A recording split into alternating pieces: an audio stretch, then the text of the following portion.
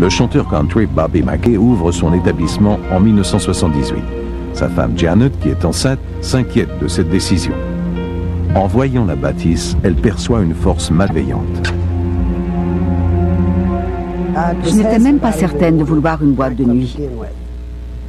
Mais quand j'ai vu la porte s'ouvrir toute seule, j'ai vraiment paniqué. Puis on est entré. Les lumières s'allumaient et s'éteignaient toutes seules. Et je pouvais entendre des gens parler. Peu après, les Mackey entreprennent des rénovations et Janet affirme qu'elle a été attaquée par une échelle. Et il y a eu cette échelle, comme quelqu'un qui marchait directement vers moi. Et puis quand elle était tout juste en face de moi, elle a commencé à tomber sur moi. À ce moment-là, Carl m'a attrapé, il m'a tiré de là et l'échelle est tombée. Si je ne m'étais pas arrêté pour la tirer d'affaire, l'échelle marchait vraiment et serait tombée sur elle. Je ne pouvais trouver aucune explication à ça. Je sais qu'il y avait quelque chose de diabolique ici. Dans les années 30, une femme prénommée Joanna s'est suicidée ici après le meurtre de son amant, le chanteur Robert Randall. Le folklore de la place veut qu'elle hante la bâtisse à la recherche de son amant assassiné. La curiosité de l'auteur Doug Hensley est piquée par tous les témoignages de cette présence maléfique et il se met à fouiller l'histoire de Mackey. Il découvre des informations sur le propriétaire de la boîte, Bobby Mackey, qui le relie au fantôme de Joanna. À sa naissance, la mère de Bobby Mackey l'a nommé Randy Mackey plutôt que Bobby. On voit encore aujourd'hui le nom de Randy sur son journal de bébé. Et soudain, elle a changé son nom pour Robert Randall Mackey. Janet Mackey est terrifiée à l'idée que le fantôme de Joanna puisse penser que son mari est la réincarnation de Robert Randall et que Joanna soit assez jalouse pour s'attaquer à elle. En nettoyant l'appartement du haut, Janet entend des voix qui lui disent de sortir de la maison. Puis, elle sent des mains invisibles qui la poussent vers le haut de l'escalier. Alors je me suis débattue et j'ai résisté et j'ai fini par me libérer. J'étais juste en haut de l'escalier. Alors on m'a poussée. Je me suis retenue à la rampe tant que j'ai pu en descendant pour me protéger.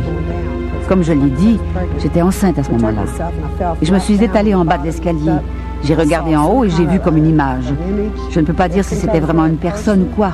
Je ne pourrais pas dire. Carl Lawson habitait l'appartement du haut où Janet dit avoir été attaquée. Et il a aussi des souvenirs de mystérieux événements de cette époque.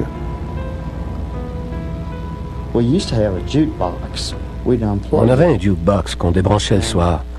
Je me rappelle des fois où j'étais en haut en train de m'endormir et cette vieille chanson, Anniversary Waltz, se mettait à jouer. Il n'y avait personne ici.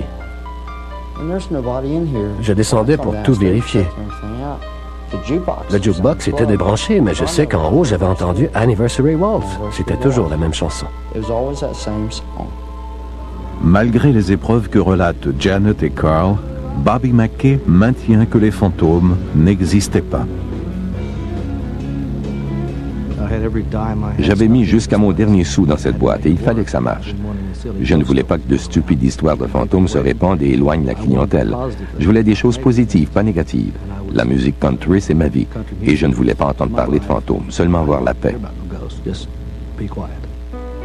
Janet Mackey demeure résolument convaincue que quelque chose de dangereux est tapi dans les recoins du Bobby Mackey's Music World. C'est quand j'étais seule que j'avais vraiment peur. Mais maintenant, je le sens. C'est dans l'air. Je peux sentir sa tension autour de moi, ses vibrations. Je sais qu'elle est quelque part aux alentours. Et elle ne veut pas de moi dans les environs. Inspiré par l'obsession de Janet pour le fantôme, chaque soir, Bobby chante son plus grand succès country, Joanna.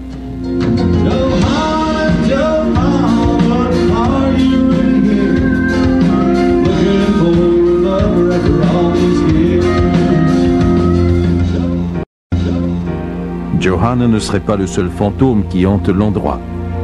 Un des meurtres les plus célèbres du nord du Kentucky a eu lieu près d'ici.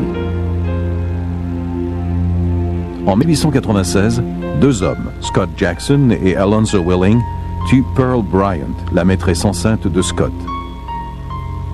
Ils auraient enterré la tête de Pearl dans le puits de la cave, peut-être dans l'espoir qu'elle serait transportée par l'égout jusqu'à la rivière Licking, près de là. La légende veut que les fantômes d'Alonzo, de Scott et de Pearl se disputent en se promenant dans la boîte de nuit.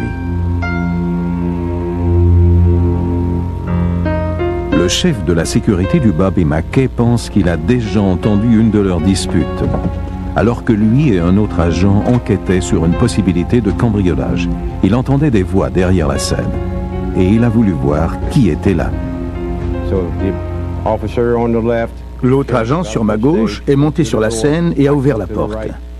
Moi, je suis passé par la droite, par l'autre porte. Nous avons vérifié, il n'y avait personne derrière la scène. Toujours aux aguets de témoignages sur les fantômes, Larry est de service un soir où Rich Lawson vient danser. Le soir où Rich entre inopinément dans la légende. J'étais en train de m'assurer que mes épinglettes de colle n'allaient pas tomber sur la piste de danse. Je fredonnais, je chantais. J'étais gonflé à bloc, fin prêt pour la danse. Il y avait une poubelle juste à côté de l'évier. Elle a roulé soudain pour frapper violemment la cloison de la commode.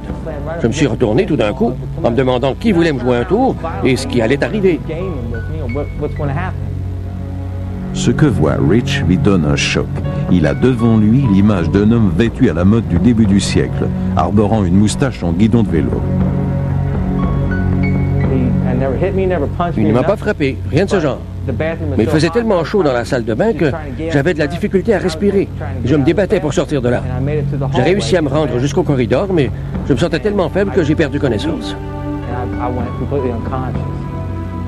Larry Hornsby entend le vacarme. Il trouve Rich par terre, presque sans vie. Quand Rich revient à lui, il est terrifié. Il disait qu'il avait vu la silhouette d'un homme portant un impair de l'ancien temps. Il avait une moustache.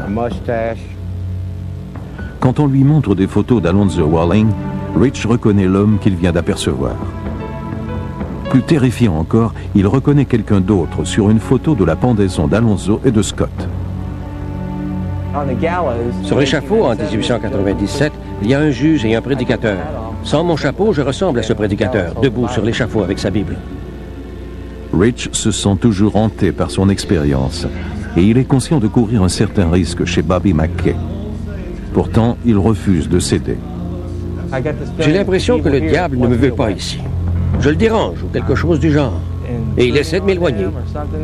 Mais je ne partirai pas parce que j'aime la musique country. Et Bobby Mackey est un grand chanteur country et je suis un accro de la danse. J'adore danser. Si Rich est convaincu d'être la cible d'intentions malveillantes, Larry Hornsby, quant à lui, croit que sa destinée était de sauver Rich et les autres chez Bobby Mackey du fantôme colérique d'Alonzo. Ma théorie, c'est qu'il veut que je parte d'ici. Il va faire tout ce qui est possible pour me sortir d'ici. Mais comme je l'ai dit, il est le méchant, je suis le bon, et on se bat. Toutefois, Janet Mackey est certaine que les événements étranges du Bobby Mackey's Music World la visent elle, et elle seule. Je suis vraiment convaincue que c'est quelque chose de personnel. Il n'arrive jamais rien à Bobby, ni aux enfants. Seulement à moi. Du moins, dans la famille. À d'autres personnes, oui. Mais dans la famille, il n'arrive jamais rien à mes filles, ni à Bobby. Seulement à moi. Alors je pense que c'est après moi qu'ils en ont.